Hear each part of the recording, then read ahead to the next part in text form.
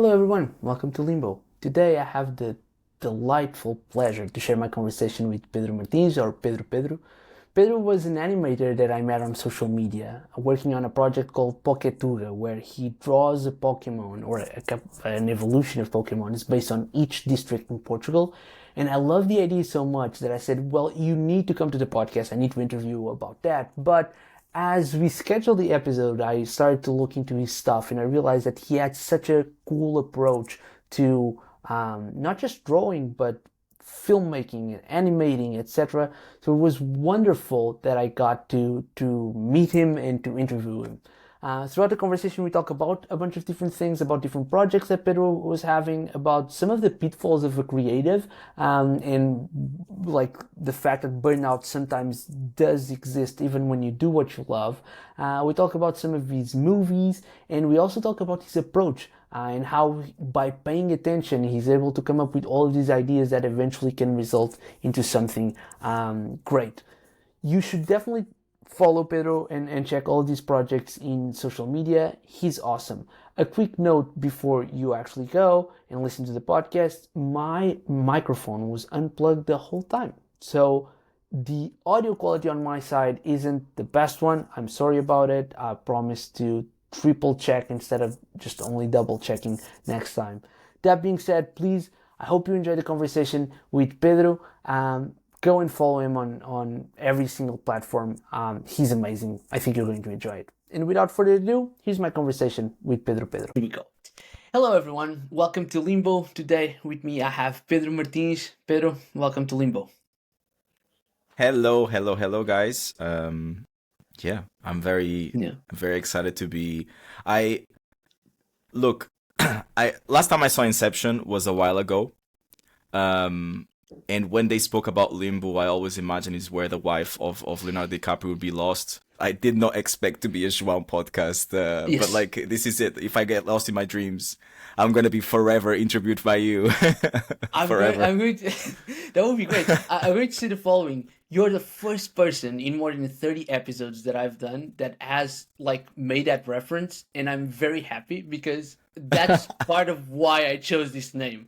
So, Really? so yeah, absolutely. So I was like, okay, so what's a good name? And it's like a reference to a restaurant in Lisbon called Limbo, and the Ah. that scene in Inception. I was like, yeah, of course, it makes so much sense. So yeah. Okay, What kind of Pedro. food do you eat in this restaurant? Because I automatically imagine like something that you eat and then there's something inside of it that is Oh different, no, and then you eat there's it's something like a. yeah, it can be. I need to message him. So it's actually it's from this Portuguese actor. He has a restaurant, very small restaurant. It's just normal Portuguese food. But it's like it's on the ground floor of a building, and I used to live like in the first floor. So what we do is whenever we had an arrangement, I would leave like my guitar and amp downstairs, and whenever I didn't have any food at home, I would just come downstairs, play a gig, and then afterwards he would offer me the dinner. And so it was great because imagine I was opening like cabinets. I was like, oh, I don't have anything to cook. Okay, let me go downstairs. I would play and then eat. They had great vegetarian food as well, which I know is something that Amazing. you enjoy. Yeah, but Pedro, for those people who have no idea who you are, like how you introduce yourself, like what's your version of introduction or short story, like. So my introduction, I think people tend to. I tend to stay away from like I think most people expectation is to like say what their job is because of Mm, like the way we prioritize things. But I'll say like I guess I'm a director. I'm a designer for animation, and I'm an artist for video games. That's what I do, and I direct films as well. But I'm also um, I started live streaming a year ago, so I guess I'm a streamer too. yeah, But it's kind of hard. It's a difficult one to digest. Like I'm a streamer, yeah, but yeah. I'm definitely someone that paints live. I I I think has brought some really nice things into my life to become comfortable with that. I've directed like 13 films so far. Some of them you will never see. Um, but the latest ones I think you've seen in my Yeah. website, and I'm now working on a film which is in a very limbo state. I'm gonna be making a lot of puns with this because I do love Love the it. concept of liminal space. Yeah, I, exactly. I use that a lot in my Dungeons and Dragons campaigns of like liminal space, the space in between two things. Yeah, And I guess limbo is also like a good one for that. So I guess yeah. I'll try to make that pun as many times as possible during these Go 45 ahead. minutes we have. Yeah. um, but yeah, so I've done pre-production with this musical. I want to compose the soundtrack for it.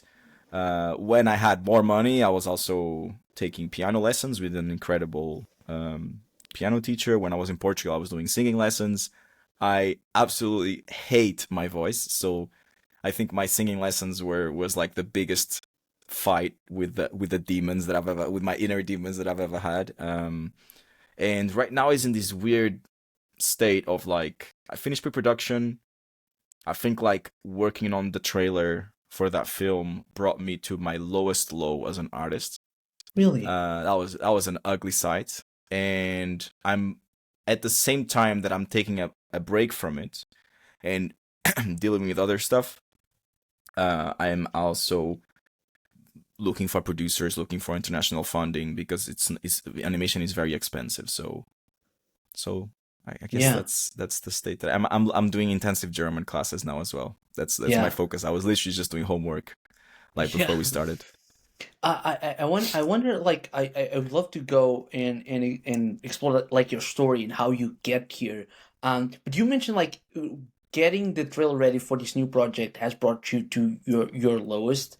Um, I watched the trailer. I was rewatching it today to be ready for the interview, and it's just amazing. So it's kind of hard for me to understand, like, how is it that building something so beautiful is making you feel like bad? So you wanna like, is it something like, is it something personal, or is it related with creativity with the whole project? Like, can you give us a glimpse on that? It's both. It is personal, but I Mm, will share, of course. I mean, not of course, but I will share. yeah. Which is, I think I might be a bit of a workaholic. Mm, I like to do things. I like to like make things. I like and I think like with this film, I really wanted to push my limits and see what's the best production quality I could have for a film of mine, and I really was probably my most it is probably my most ambitious project so far. And I very quickly understood that in order to convince producers and convince investors, I need to have something visual, audiovisual. So mm, a trailer was like my pièce de résistance, you know. The yeah. trailer was like the thing that I needed to pitch. So I went all in with it. With a very tight schedule.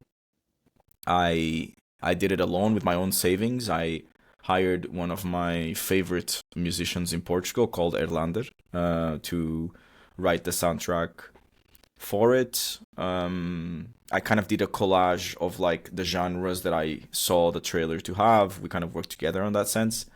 Even though I would like to make the soundtrack of the film myself or in collaboration with Erlander. Um, but then that was a really fun part because I was dealing with people a lot.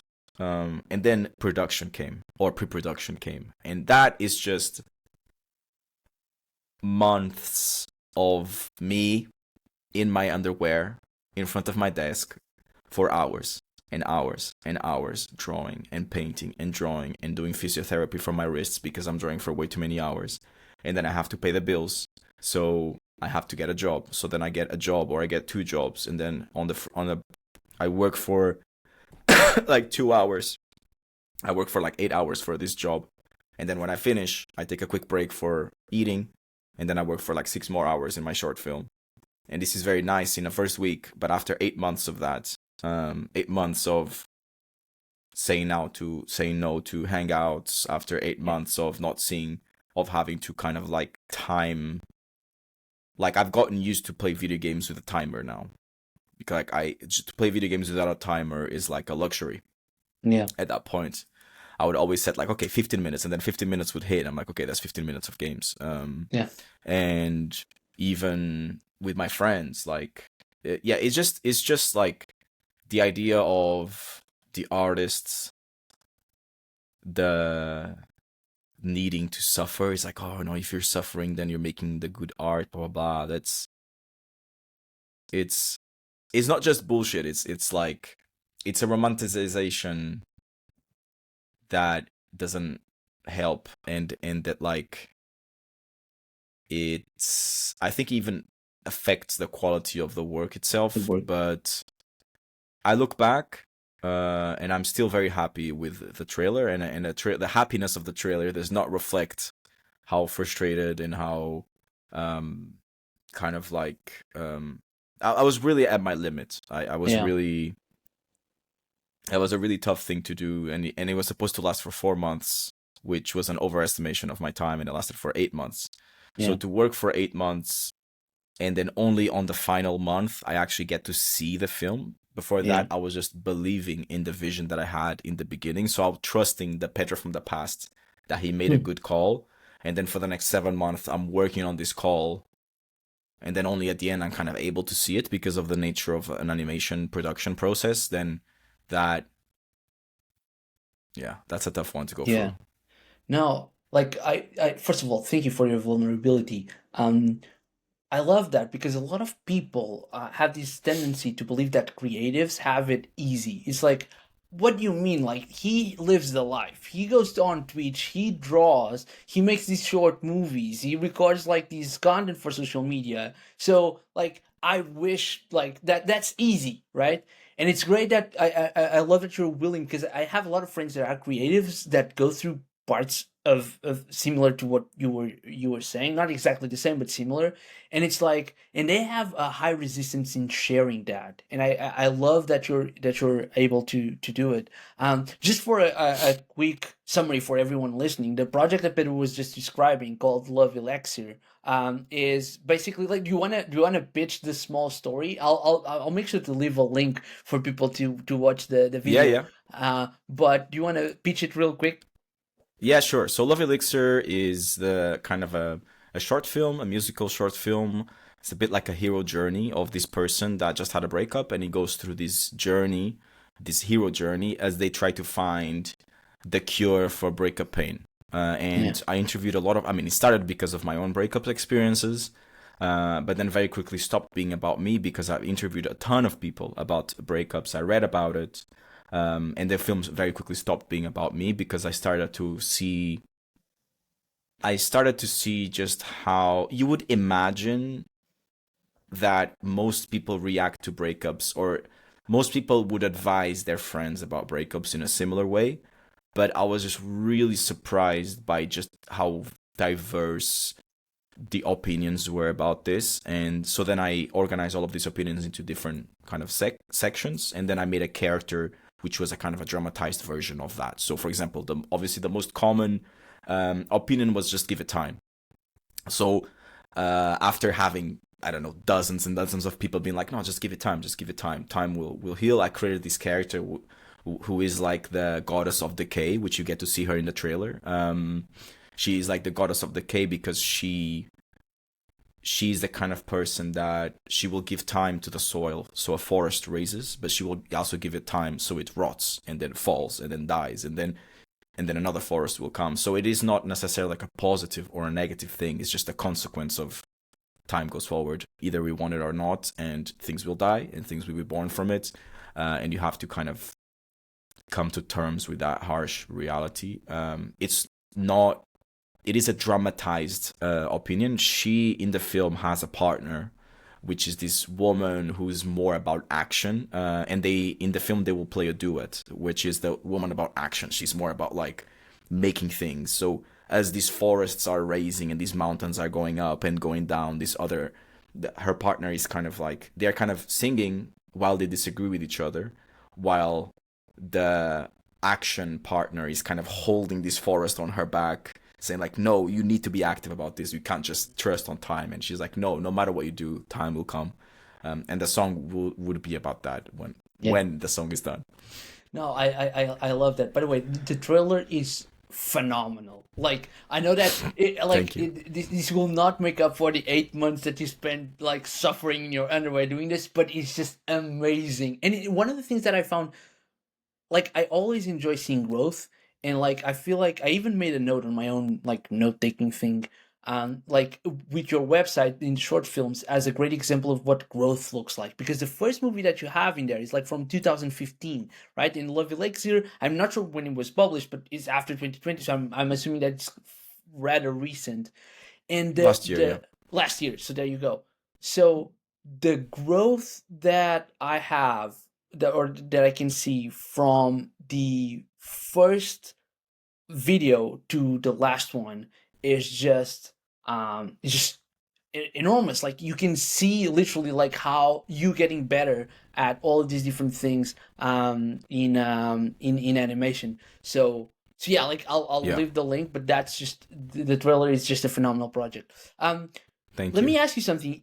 You're welcome. You mentioned like your when you're doing you're thinking about this character of time, and when you do streams you also, and we definitely want to go and talk about Poketuga and D&D, but before we Uh-huh. do that, like the common element between all these different things is that you create something, right? You draw something. Sure, you have your inspirations, but there's a moment where you do the first like draft or the first line of a drawer, and I'm always fascinated by how creative people do what they do. So walk me through the process that you use to create either characters or animations or different all these different projects that you work on. Like how would you summarize your creative process? It always starts with writing. Always. It's like for me, writing is the hardest and most important stage as of anything that I do. It always starts from the story, writing the story. So less so, for example, sometimes I paint as a way of like maybe digesting something. Let's say I just played Terraria and I really liked it. And there was a certain way that a certain location made me feel. And I'm like, oh, fuck, I really want to do a painting. And I like to use these fine art paintings as an excuse to kind of study other paintings that I really love. So there's this manga called Promised Neverland with this incredible artist that draws a lot of really labyrinthic, like fisheye perspective paintings. Mm. I can't remember their name at the moment. And I'm like, okay, I think this artist would be super adequate for the way I approach my Terraria painting, because that's kind of how I feel about it as I'm going through this kind of labyrinthic 2D maze. So I started in the live streams, kind of in between Poketugas. I would draw that, but now I decided to go full on 100% Poketuga to try and get this done as soon as possible, at least the drawing part of it. So I guess that would be like an example of a short story of like, I don't need to do much writing. I know exactly the location I want. This is the feeling I'm going for, but I'm still conscious of that. Whereas, for example, with Poketuga, with film, 100%. I spend months around the script. Even for the trailer, like I would only feel comfortable making the trailer after I had the script kind of roughly locked. So that is just hours of writing, hours, and like days, weeks, months of writing. I really love it because I cannot design like cool things. Like I can't go into Photoshop and think like I'm gonna design something cool. It has to be, I'm gonna tell the story and I'm gonna try to tell it in the best way possible, or in the way that is the most adequate way to tell the story, and that's what informs my design decisions. So with Poketuga, for example, or with films, it's if I do not have a lore, if I do not have a story behind it, I cannot draw the first line. I just can't. Like I don't have this like, oh, I just open a canvas, I draw something random, and slowly it kind of comes up to me. Like for me, it will just end up in a very generic looking painting that I have no interest in spending my time on. I'm sure there's other artists that are much better than me that do it super well, but it's not for me. So writing or story is like make it or break it for me. Wow. So that's an answer that I wasn't expecting at all. Is that true still in character design outside of Poketuga and films. So if I go into your website, you have a bunch of different characters in there that you've designed. Are when you're approaching that, is it still like that same reference of let me first write down a story and then figure out the design that somehow matches what I'm trying to write, or is it something different? It doesn't happen in that order. So Mm. if I have a character whose story makes me feel a certain way, then that's what pushes me to draw this character. So you can point Mm. to any character in my website and I'll tell you the story of that character. But for example, there's this kind of like RPG dwarf with an armor and stuff like that, and that come from a D&D campaign where I created this side character that I used to really like. He was called Braun, Mm. and he was kind of like a very serious and very kind, very serious and very sturdy, like father figure, but then had a very caring side, and I really loved that character. And it was a kind of a DMPC because I would be the one acting out this character, and then Yeah. the players kind of created a nice relationship. And then I was like, okay, I need to draw this character. I need to see Mm. this person, and that's what made me draw it. Or it's sometimes it's like there's a couple of characters there that I redrew that were like characters from a comic that I did when I was 7 years old. And then I had to reread the whole comic, which was drawn in one of those cadernos da Yeah. escola, you know, like, Yeah. and I had to reread it Yeah. to understand what was the personality. Because I remember in that time, I didn't have as many references as I have now. I don't have as many experience or watch as many animations or paintings or animes or films as I've done now. So my references are very specific, and I'm like, okay, this guy is obviously based in Luffy or Naruto or something. Mm. So at least knowing that then informed like what's the pose of this guy, how does he show his power, what's the design elements, and then those two limitations of like, okay, it has to look roughly like the sketch that I did when I was 7. But knowing the motivations informs the type of posing, the type of facial expression, the type of that, which I can't pick if I don't have a story. Yeah. Like, what's the like? If I show something like angry, then Yeah. how can I choose if I don't know the personality of this person? Like, why would I show this character as angry? If I have one shot of showing this character, why would I paint an angry face if that does not reflect an overall personality of this character? I need these answers before I That's pick up my pencil to draw. Yeah, that's so interesting because when I think you need to understand this. I've never flunked at any subject other than drawing. Okay, I flunked at drawing once. So what you do to me is like it's magic. Like I don't understand how someone is able to think, well, yeah, this character is angry, and then proceeds to draw something that looks like someone angry. Like to me, that's black magic. And but what I'm finding fascinating is that when I looked at all of the different paintings in your website or the illustrations in your website, I was thinking about like, oh, like I was taking it at face value, assuming that what you did was you just thought of it and you draw it. To understand that there's such a complexity behind it through writing, through what's the emotion that I associated, how is this character showing up, that just really blows my mind.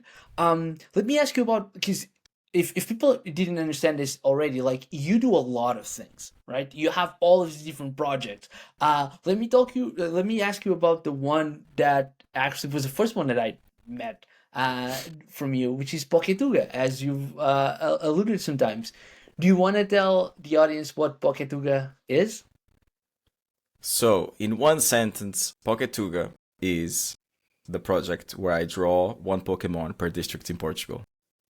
Um, and I like to draw tiny characters, and I feel like as someone that left Portugal when I was 17, 18, I actually don't know much about it. I mean, I come back to it every year for like Christmas and summer and something, but like I don't feel like I know much about it. So that was a nice way of starting something that would be a nice excuse for me to search about every single district of Portugal. I mean, I would love to go there personally. I'd love to do like a manhãs na TV kind of Yeah, thing where I go to each district personally yeah, and I talk with the people at the medieval fair or something. But yeah, I don't have that kind of production. But like, um, what's the name of the place? João Baião. I would love to do yeah. a João You Baião know, Poketuga style where I go in and I talk with the people in each town. But but also. Yeah, I also think that like it's important to me with this project to show that there can be an appreciate that culture is something that is always moving, that is something that is always transforming, and it is never something that it can only be or not be, in a sense of it's important for me to at least give a shot at talk about Portuguese culture in a way that doesn't feel far right or nationalistic, or it's either me or them. And engage with it in a way of like, okay, let's actually look at things that happened here. Let's actually look at things that are nice in this location that we happen to be born in, or that we happen to like share or make value in a way that is not like I'm better than my neighbor, or my culture Yeah. is better than yours, or this is my culture and anything different is because the immigrants are Yeah. now changing Portugal, kind of thing. And I think with Poketuga, it's not, the intention is definitely there of having of like engaging with these things and caring about these things without necessarily being associated with not a nationalistic like Yeah. way of looking at Portugal, which I think is more and more common nowadays. Yeah. Poketuga is an anti-fascist project, Yeah, even though clearly. it's not super clear in it. Clearly, I missed that angle absolutely. I love the way that you're framing it. It's almost like you want to celebrate Portuguese culture without making it seem like it's better than all other cultures, right? We can't celebrate what's good about us without saying that other things are bad. Uh, Yeah, that's and the Portuguese culture, what we think of it, what we think Portuguese culture is the Portugal that we were born into. But that Portugal exists because people in the past changed it into what it is now. Mhm. And there is parts of it that come from great tragedy and great harm that Portugal did. And there's parts of it that came because we were once part of the Moors Empire. There's parts of it that come because immigrants moved into our country and made what we had even better.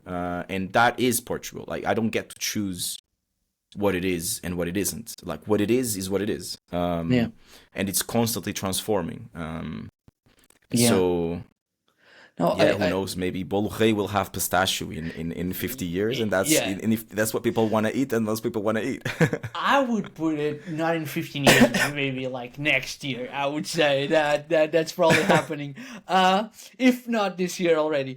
No, I love that. And walk through what like so why Pokemon and not anything else? Because like it made so much sense to me, and so the way that you do this in streams and on content on social media, you look into some specific things about that district that you want to highlight, and you use those as visual or as concepts to draw then the different Pokemons. So why Pokemons and not anything else?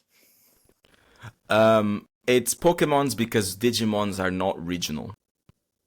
It's literally Oh. that. I prefer Digimon personally, and it's Okay. something I talk a lot about in the streams. Um, and I prefer Digimon, but Digimon, even though I prefer the world of it, I prefer like the concept of it. It's not regional. Like Mm, whereas Pokemon, you have the Kanto region, you have the Johto region, you have the Baba region. So it's something that I also love, not as much as Digimon, but that it makes more sense that it is regional because Pokemon in its world, they kind of exist as animals. Like they don't beings show in in the that cartoons, but space. I guess if Yeah. you'd go fishing, you might fish a Magikarp. Magikarp. Yeah. Whereas Digimon are would be like digital beings, so they would be inside of your computer. So it would make much sense, like what would be inside of a Portal computer or what would be inside of a Evra computer. Yeah. It just didn't click that well with me. And obviously, like I will, like the idea of, I know that a lot more people connect with Pokemon, they connect to Yeah. Digimon, and this project was made as a little bit of a breath of fresh air from the idea of me spending 8 months in my underwear in front of the computer. I wanted this to be a bit more of a collective experience. Yeah. I want to have passionate people insulting me, saying that I've represented their district today, Yeah. that I should have included the Pastel de Nata Pokemon kind of thing. Yeah. And I'm starting to see some really, really funny arguments in the comment sections. Not with me, because I don't have time to engage in that kind of stuff or Yeah. interest, but like I think sometimes people are so passionate, they start arguing with other people in the comments, and I get Yeah. to witness it all as I'm in bed trying to fall asleep or something, or as I'm in the Yeah. toilet and I have nothing to do. I start like reading these arguments these people are having, and that for me makes me like, it's a different. It makes it a little bit more physical, the act of doing it, because it's almost like in film I have to work for this many months in a film, and then I show it, and then maybe I'll have an audience. Whereas with Poketuga, it's immediate. Like, I'm ongoing, showing yeah. it, I'm getting a reaction, and then I'm doing the next Poketuga, and then people come from Instagram, they come into the lives, and they also give like, please do one for Villarreal, and then Yeah. they come in, and I'm like, okay. So usually I decide which district I'm gonna do next based on whoever is on the stream. So since the first three, all the Poketugas that I've decided is because there's someone from like Stubble in the chat. And I'm like, okay, which district should I do next? And they're like, I'm from Stubble. Can you please do Stubble? And I'm like, done. We're doing Sure. Stubble. Yeah. Have you done Lydia already? Not yet. Not yet. Oh, okay. I It's need gonna to be a join ghost stream. type. I have no chance. That's what I I have no was chance. thinking. Like, it has to be a ghost type. Yeah. Now Yeah. people from I will Lydia find a are good going to- lore. I think I have an idea for lore, but it's a kind of an idea in a vacuum. Is not related to any specific cultural thing. I've been in Lydia for the first time this year, I think. I think it was either this year or last year. But I want to do something with the idea of like, everybody that is born into this region carries this ghost with them, or parts of this ghost with them, which is the first evolution. That makes you forget about this person after you met them. So it's not that people don't meet people from Lydia, is that after you meet them, this creature makes you forget this person, and that's why everybody has this kind of collective Mandela effect thing of like, I've never met anybody from Lyria. Well, it's because all of them are Lyria under this is- curse. Yeah. Yeah, That- but I that's don't know. I need to connect amazing. that with the actual history of Lyria. If I can't find a connection, then I'll do something else. Yeah. I'll look into that. I'll ask my friends. I'm from the Lyria district, not literally from the city of Lyria. I'll find a way to connect, because that's such a great idea. That's such a great idea. Okay, so Yeah. I know we're running short of time. We have a couple of minutes yet, and I want to at least ask you two other questions. So like we've mentioned Love Elixir, we've mentioned like all of the work that you do for character development. We've mentioned Poketuga as well. There's a short movie in your website, and we were mentioning this before actually pressing record, that really like I really enjoyed it. Let's put it that way. And it's called Stu. And I would love for you to explain to the audience what Stu is about.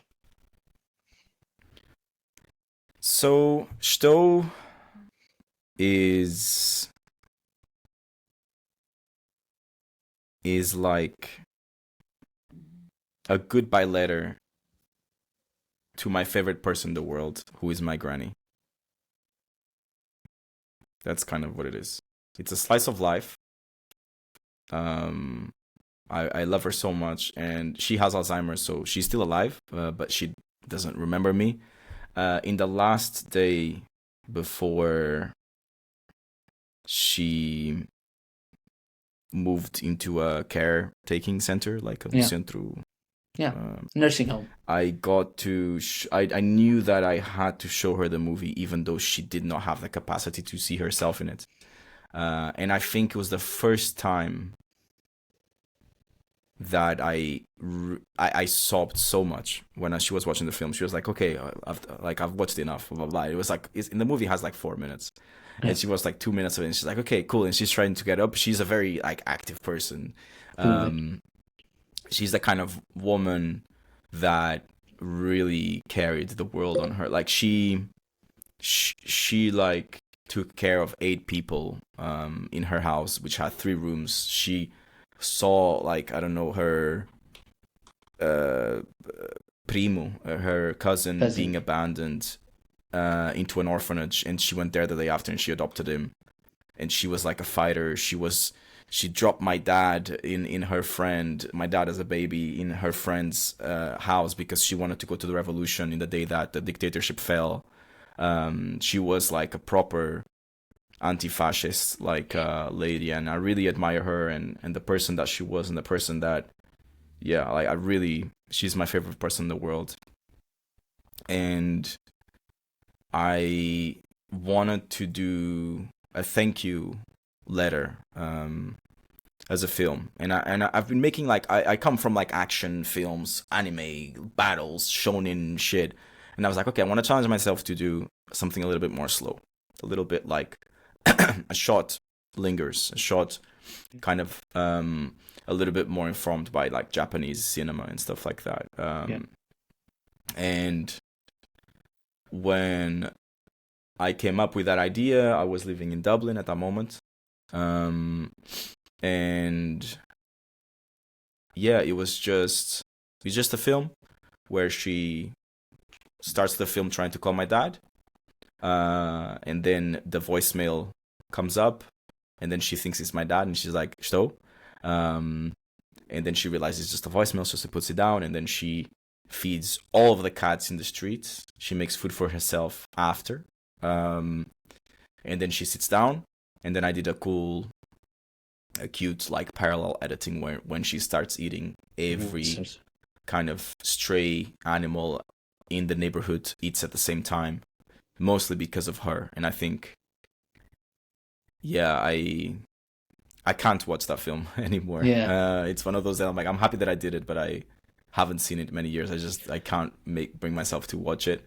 But it's definitely, that will be a long time in my life before I make a film that I'm prouder than that one. And it was nominated to the Premio Sofia as well, which was quite Yeah. funny. That was the reason why I lived in Lisbon, was because I was invited to go to the Premio Sofia, I think, like gala. Yeah. And I moved to Lisbon. I was like, okay, I've never lived in Lisbon. I'm gonna live there for like 6 months as an excuse, and then I go to the Premio Sofia, and then I'll move to Berlin, where I live at the moment. Yeah. Like, So yeah, yeah. like it caught me off guard as someone who has two grandmas with Alzheimer as well. Uh, and what I love about the piece, once again, I don't know your grandma, but what I loved about the piece was because I was projecting my own things, right? And I was just some of those things are things that both my grandma did, but one of them, like it really did, and yeah, so it was it got me off guard, and I feel like it's such a beautiful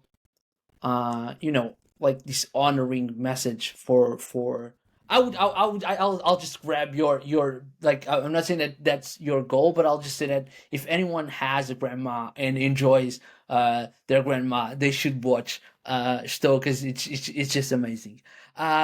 Okay, so we've went through a bunch of different things, and I know we don't have much time, but I really want to ask you one last question, hopefully not as loaded.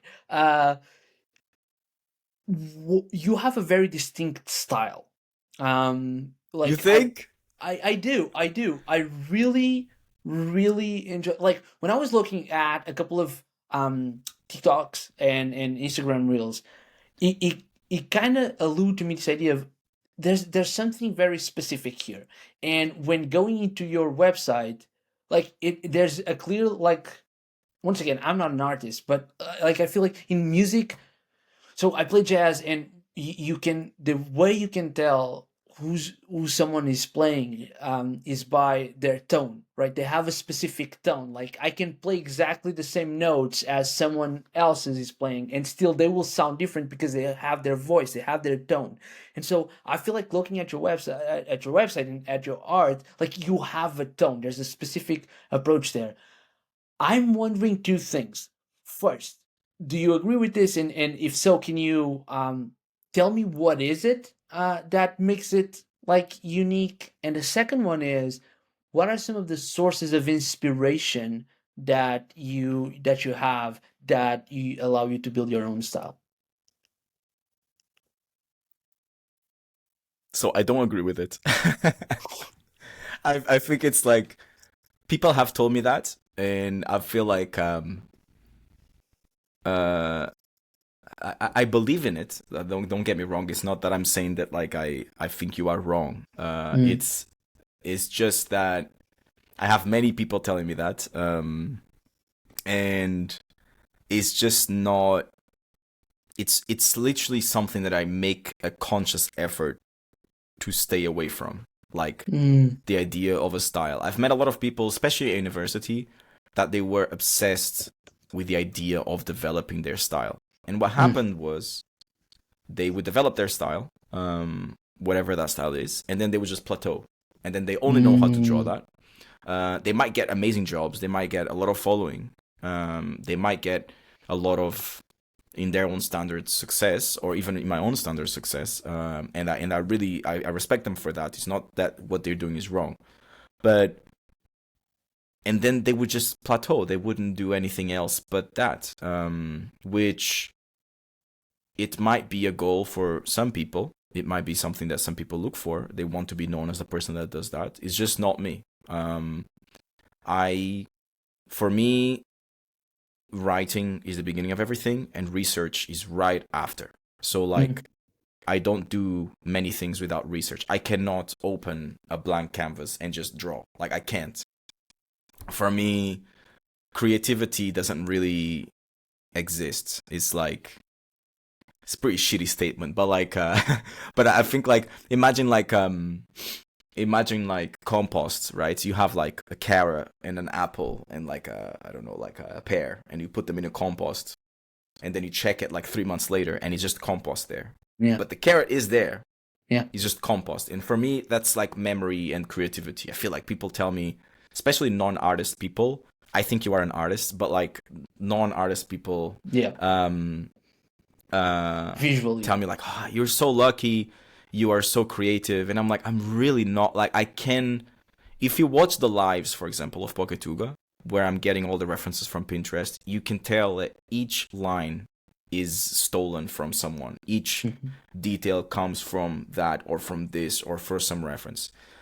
You can make the counter argument of like, okay, but you still choose to take this detail and not another one, and the fact that everything is made of choices of yours, then it will end up in as your style. And I I don't know how to counter that argument, to be Yeah. honest. But like I do make a distinction between like what it is that I'm drawing and the visual language that I'm going for. So for example, I can draw the Terraria painting, but I also choose, okay, I want to draw the Terraria painting, but in the style of this artist. And I do that to challenge myself to go for something different. Because when I come back after that side quest, then I come back with more references and more complete artist, I guess. So I do make a conscious effort to not rely on style. And the moment I start to feel like I am feeling too safe with my drawings, I automatically stop myself from drawing those and I go draw something that makes me more uncomfortable. Um, so yeah, so does that answer the question? I Yeah, think I it think that does. It does. I yeah. know we don't have a lot of time, and having a conversation about creativity would last long. But I'll say this: what I mentioned by style, and I do this with a lot of artists. It's not the way. It's not the specific way that you draw. It's the approach that you take to different visual representations of whatever you're aiming at. And I feel like a lot of people in music, this is way easier to explain. It's like you only have 12 notes in the regular like Western system. You only have 12 notes. So in a way, like everyone is using exactly the same resources. What makes it different is the choice and the way that you play each one of them, right? And that's like a person's style. It's not that, oh, that person always plays like these notes. Well, everyone always plays those notes. You only have those. But the process by which you pick which notes to play, I feel it's very distinct between musicians.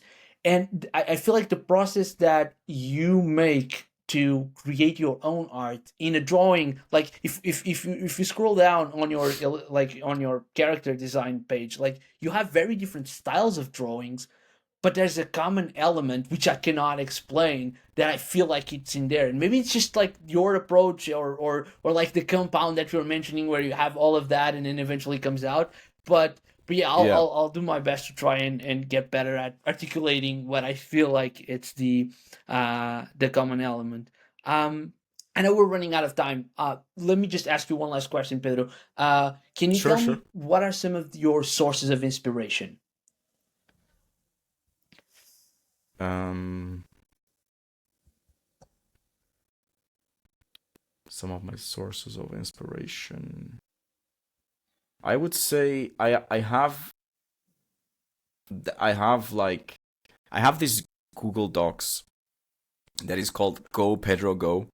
That I've had it since 2017 or something, which is like I can't remember. I think it was David Lynch that I heard like saying like the most frustrating feelings when you have an idea and you decide not to write it down, and then 2 hours later you remember that you had an idea but you can't remember it and it's just lost, and that is so frustrating. And I decided to create this document to counter that. So it's a document of just ideas. It's like a freezer of ideas that at this point has about 80 something pages. Um, so every time I have an idea, no matter what I am, and really you can think of the most awkward situations where I'm like, look, I just had an idea, I really need to stop and write this down. And I go on like Google Docs and I write it really quickly. So I'd say like my ideas come from like paying attention in general. So paying attention to what I'm seeing, paying attention to, like, for example, I was I found like two people that cycle here, and we went out on a night out cycling. And I always loved the idea of having a biker gang because like I watch a lot of anime, and you know biker gangs are cool as fuck. So I was like, okay, all I want is like a Berliner biker gang where we go for our club night out or like to like drinks, and then we go take our bikes and then we cycle back together, and it's such an aesthetic. And then we were cycling in this road and it was wet. It just rained, and we cycled under this bridge at the same time that the train went through. I immediately stopped cycling and I had to stop and write it down as an idea for a painting. Um, the idea of these three kids cycling in a night, you can see the reflection of the silhouette of the bike on the water. You can see a few like neon or artificial lights kind of lighting the scene, but it's mostly dark. And then a train going over in this kind of vertical painting, and the train is going over in this like in this bridge that is going over our heads. And all of this is through the POV of like in the foreground of the painting, you can see the two hands grabbing the bike because it's a POV kind of fisheye thing because it was sitting with my eyes, and I had to write it down straight away. Otherwise, I would feel uncomfortable in the whole ride, afraid of losing this. When will I do this painting? Maybe in 5 years. I don't know. But it is written. It is in the freezer. And this happens a lot. So that's why I have a document with like almost 100 pages of text with these ideas. And the way I come up with films, for example, Love Elixir was one of them. My Granny's film was another one of them. They start in this file as a phrase, and then this phrase becomes two, and then they become three, and they become a paragraph. And now I have a list of different sections. It starts to get more and more and more detail as more things from the world inform this thing that organically grows. Um, and then it gets to a point that is too big, and I need to bring it to another document where it's just for that idea, and that's when it's like, okay, this is going forward.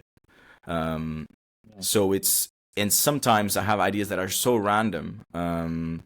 For example, and ideas as simple as I was in a bar with a friend, and she was telling me this DMC, you know, this like deep, meaningful conversation, and she was talking about something quite sad. At the same time, that half of the bar were singing "Happy Birthday," and I thought that was so cinematic. I wrote that just as a scene, not like I'm not gonna make a film on purpose to have this. But if I have a scene of two people talking in a bar, then I'll add this little thing as like an upgrade of like, okay, they're not just doing this. There's this subtext of like these people are having this conversation, but in the background, there's Outside. other people in a totally different phase of their life celebrating Beautiful. something totally different. And I really like that contrast. So I wrote it down, and now it's just in the freezer of ideas. So where do they come from? Well, they come from paying attention. Sometimes I don't know, I'm at the gym and I've been listening to Pendulum again because I went to their concert like a while like last week or 2 weeks ago, and I was like, okay, no, I'm gonna listen to the albums I used to listen to when I was a teenager to like refresh my mind. And there was a few layers of like violins or a few layers of like bass that I really liked, and I'm like, okay, no, this would be a good one for the drawing tournament soundtrack that I'm doing. So I just write that. Now I have the document has become so big that I have a whole index with like where each category goes. So there's like music, but there's also like lyrics ideas, or there's like references or tips, or maybe I've opened a new section for like YouTube videos with good tips and where would they go. So I have just a section with just links and how does this link inform. Like there's a whole link about hi-hats, and then like advice on like how to change your hi-hat for X reason.